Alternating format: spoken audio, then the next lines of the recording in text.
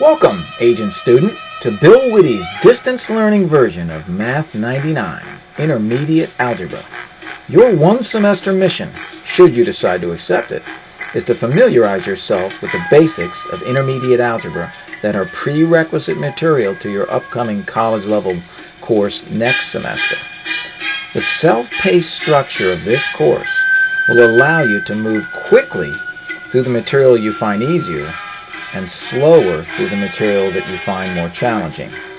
Its mastery-based structure will require you to fully understand each section before being allowed to move on to the next section. So please listen to this complete video before deciding whether you wish to enroll in the course. Now you listen to me. I want details, and I want them right now. I'm sure you want to know exactly how the course is run, so let's start with that right off. Okay? I'll begin with how I'm going to grade you. It's important to note that your next semester you'll be in a college-level math class, so you need to get ready for that. So you might as well get used to it. You're going to get nothing grade-wise for homework, only the knowledge and practice that the homework provides. Your grade will come completely from your tests. And if you're one of those people that say you aren't good at taking tests, well, you need to get good at taking tests. And we hope to help you with that in this course also. Okay?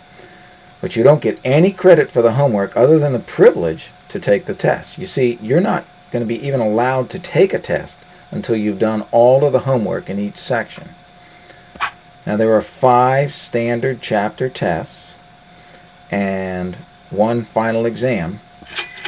I list it separately because it is a cumulative exam. You can't just take a test in this course and then forget the material from that. You will need all of this information for your next course. Now, another thing about this course, Now I use my secret weapon. you will need a graphing calculator, and we will be supporting only the TI-83 version of the graphing calculator, not the 84, not the 89. So you will need a TI-83 plus, TI-83 Barbie model, TI-83 anything, and we will be showing you how to use it. So don't worry about that, but you will need one, and you can use it on your tests, and you will not be able, for the most of the part, to take the test or to pass the test if you do not have that with you, and the same way with the homework. You will also need 2, make no mistake, 2 separate notebooks. Not one broken up into 2 sections. 2 separate notebooks. We have to teach you how to get organized here. One of them is just going to be for your notes from the videos that you will watch, and the other one will be your homework. Now the notes, of course, are just labeled facts. I promise you I'm not going to give you anything that isn't a fact in the lectures. And that's where we want your notes, in the notes notebook. Homework, we may make mistakes, okay? So I want to keep them separate from the notes. Make sure that you number all the exercises in your homework notebook so that when you come up with a question, you can say, listen, I had a question on number 42 or whatever, okay? So I am going to be expecting you to have 2 separate notebooks. Darn tootin'. And I don't want any of the notes in the homework or any of the homework in the notes. I expect them to be separate. So get them, before we even start the course. You'll see later in this video that you will need them to, at least certainly your notes notebook to even begin the course. Now, I can do that, but I don't want to. let's talk about these mastery-based tests and that situation. First of all, your tests will be taken at the assessment centers on campus. Any of the 3, Tacoma Park, Rockville, or Germantown. You can take it at any of the MC assessment centers. And you will find that you will not be able to take the test until you've done every bit, 100% of the homework that precedes each test. And that will drop the flag, you'll see, and you'll then be able to take the test. Now, you may not proceed to the homework following a test until you've gotten at least an 80% level of mastery on a test, that you take at the assessment center. If you do not get an 80%, what will happen is the software will create a correction assignment based on the problems that you got wrong on the test, and it will be a homework. And like any homework, you'll have to get 100% on it. That will give you the right to retake the test in its entirety, and of course you'll have to take that at the assessment center, and you can keep taking the test until you get an 80%, and you must keep taking a test until you get an 80%. Now, I'm happy to help you with the homework and help you with what you got wrong, but you must master this material to go on to your college level class. Warning, warning, warning! If you don't like this idea, do not take this course, because no exceptions will be made to the mastery level, the required level of 80%. And you'll be glad of that, I promise you, next semester, when you know what you're doing in your college level class. Now, this is an independent study class, so we're going to have to dig in. While you can go at your own pace, I will be putting in the announcements throughout the semester and emailing you target dates. And it's important for you to understand what I mean by target dates. They are targets, okay, not deadlines, targets. Hey, this is great, man. Because distance learning is all about flexibility. But we do need to finish the course before the end of the semester. Whoa! So if you're a procrastinator and you don't want to do homework every night, I don't think you want to take this course. Yes, you're in deep doo now. If you happen to miss a target date, the target dates are when you should take the tests by. It's only a target, okay? So please note, if you miss a target date for whatever reason, you can still take the test, okay? So why do we even have the target dates, you might ask? Well, that's to tell you that you're behind pace, okay? You're behind pace, and what are you going to do if you're behind pace? Cry? No. You're going to have to do more homework, work at a faster pace to catch up. That's why we have the target dates. That's it, man. Okay? Game over, man. Now, Game over. at the end of the semester, if you haven't taken any or whatever test you haven't taken, you get a 0 on that test. Okay? Once the semester over, it's over. So I say again, Warning, warning, warning! if you're a procrastinator and you put things off, you don't want to take this course. Beware. Okay, you should be doing a little bit of homework every night, just like any college level course. Now What am I gonna do? what if you actually fail a test? And when I say fail a test, that means you got less than an 80%. Let me say this again. That means you got less than an 80%, because these are mastery-based tests. You will not be allowed to proceed until you get at least an 80%. So as I said, a test correction homework assignment will automatically be created, and you should dig right back in on that. Oh, no you don't. Okay, now this is a homework assignment, so you have to get 100 on it, and then you'll email me and tell me that you're ready to retake the test. Oh, dear. That's too wonderful to be true. Yes, you can take the test as many times as you want, and you can do each homework exercise, you'll find out in a minute, as many times as you want until you get it right. So there's no reason for you not to get 100% on homework, because you're going to get an infinite number of attempts. Whoa! Additionally, after you've done the correction assignment, there's a way, and I'll show you, to go back on your test and review what you got wrong. It's via the results button. And I would ask you to additionally, go back and look at your test, and if you got something wrong and you don't know why, by all means, let me know and we'll find out before we make another attempt at that test. Thank you, sir, man. Okay? Another. So as soon as you think you're ready for a retake, if you had failed a test, email me and I will set you up and let the assessment center know that you get another attempt. But you have to do that before going to the assessment center. Don't email me from the assessment center, because I probably won't get your email in time and you'll be waiting there. Got it? There's something I have to ask you. Now I bet you want to know, of course, how are we going to do the required homework, before I take each test, and how is the material going to be presented and lectured in the first place? And that's the coolest part about this class, okay? All that is going to be done using a software that many of you may be familiar with, but if you're not, I'm going to show you. Now every homework problem looks pretty much like this screen here. There's a problem right here. It's probably not as easy as this one. And then you type in the answer right here. Now if it's something you can't type on a normal keyboard, it'll be over here on the templates, or the buttons we'll call them. Okay? And probably the coolest thing is the various helps that you can get if you're having trouble doing this homework. One is, it's called the Help Me Solve This, and it will guide you through doing this problem. Okay, but eventually you're going to have to do a problem on your own, so you won't get credit if you use the Help Me Solve This. There's View an Example that shows you a problem just like this one, and then you come back and do this one. Or if you want, you can jump to the pages of the textbook with this button that cover how to do the problem. Or you can look at a video from the book or an animation from the book that shows you how to do the problem, much like what I created before. Or probably the most important one of all is the Ask My Instructor button. The Ask My Instructor button will send a copy of this question to my email. And I would ask you to don't just send it and go, huh.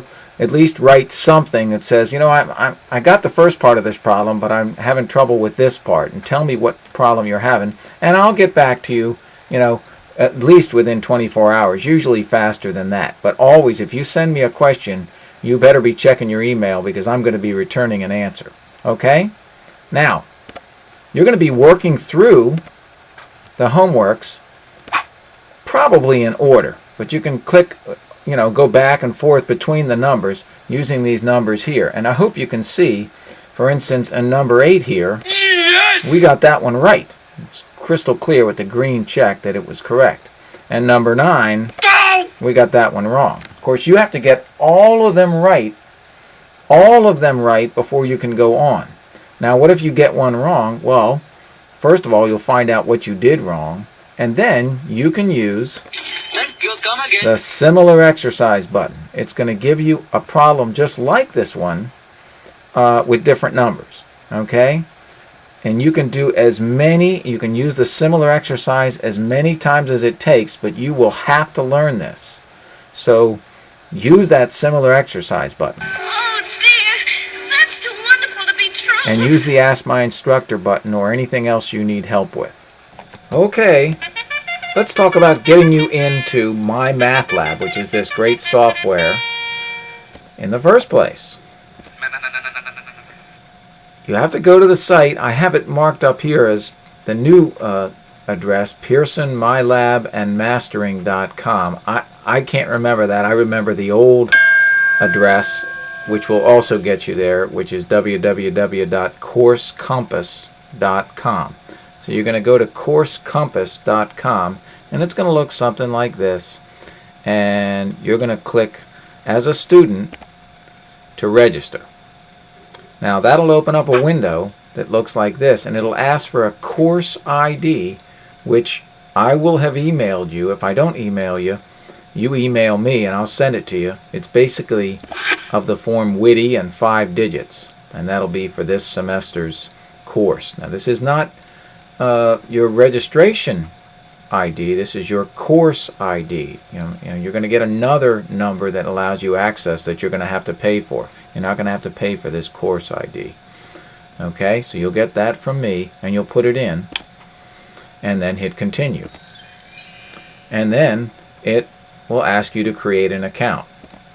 So if you click on create an account, because you don't have one just yet, it'll ask you to fill out all this information, which you will do, and I'm hoping it'll look something like this.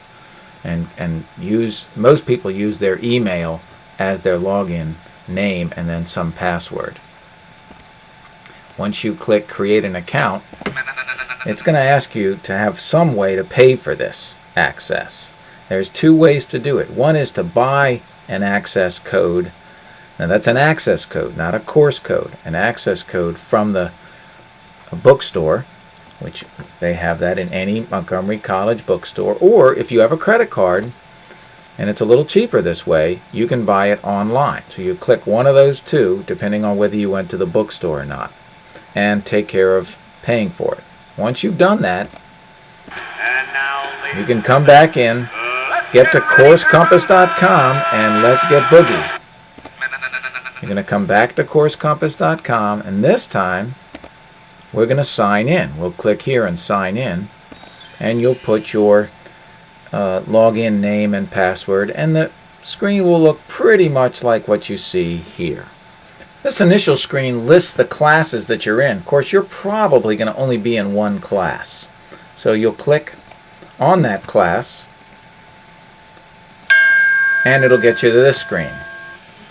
Now this screen is going to allow several things. Let me point out, if you want to look at your syllabus, which is online, you can click here. The announcements will show up anyway, but if you need to get back from the syllabus to the announcements, you'll click here. Here's where the announcements will be generally. You'll click here to do a homework, here to take a test, and if you've taken a test and you forgot how you did and you want to go back, you can click here to get to the grade book. Now, when we click on homework, we'll get a screen that looks pretty much like this. I suggest that you, right now it's only showing homework. I want you to see that you can show all homework and tests. So I'll click on show all, and I'll get a screen something like this. Still a little bit confusing. I want you to note that there are a whole lot of homeworks. In fact, there's 7 or 8 screens of them. You're only seeing the first screen. If you want to boogie through the screens, you can click and use these little little icons if you would.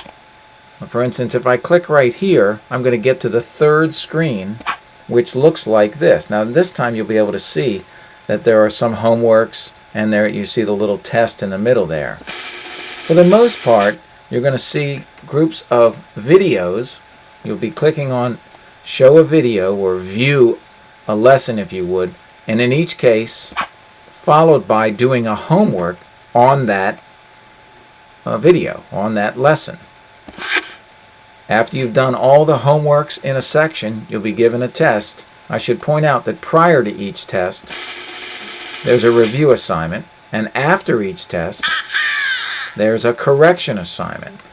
As we've spoken of before, you'll have to do that whole correction assignment if you do not get the minimum grade on a test, and then email me and go back and take the entire test again. So this is kind of the setup of the course. If we click on, let's look at one of the ways of viewing a lesson.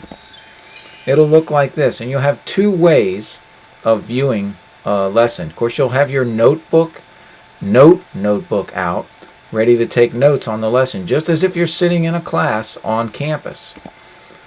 And you can either watch a video created by the book or watch a video that was created by me, the teacher. Either one, but I expect you to look at one of them at a minimum. Some people like to look at both. Once you've looked at that, you'll go to the homework on that section. And the homework will look like this. Various questions. There's not always 18, but there's various questions. And if you typically they're made for you to go in order. So if you click on the first question, you'll get to a screen that looks like what we've seen before. Don't forget now, once you've done 100% of all the homeworks in a section, you then have the privilege of going to any Montgomery College Assessment Center and taking the test. They'll set you up. It'll be just like this. You'll be taking tests at coursecompass.com. They'll be password protected, of course, so you have to go to the assessment center. Now, if you need help, that's what we're here for. Perhaps I could be of some assistance. Don't forget, you can use that Ask My Instructor button, or you can email me directly at bill.witte@montgomerycollege.edu. I do ask you I know that, dude. to always identify your full name and the class you're in. I teach 6 classes, different classes, so you can't just say, start with a question, or say, this is George. Tell me your first and last name, and I am in MA099, and here is my question, kind of a thing. Get used to doing that. And I ask you, please don't, I spend all night answering these emails. I don't need a thank you. Do not thank me. It's just going to slow me down, okay? I appreciate your courtesy, but the best way you can be courteous to me is to continue in the homework. Do not send thank you emails. Okay? And always ask a clear question in correct English. If you do not write in full correct English, I'm going to send you back a kind of a mean email, I must say, because you are in college now, so we require you not to write in text language. It's not appropriate to write in text language that you write with your friends. When emailing a teacher or an employer, you have to use full sentences, or we're going to not answer your question until you do. My phone number at home, and you're welcome to call me at home, is listed here, but I do go to bed early, so I ask you to please call me before 8:30 p.m. And after that, I'll be in bed, and my wife will answer the phone, and I assure you, you don't want to talk to my wife after 8:30 at night. What's all this jabber-wopping when there's work to be done? Okay, well, let's dig in. Good luck to you.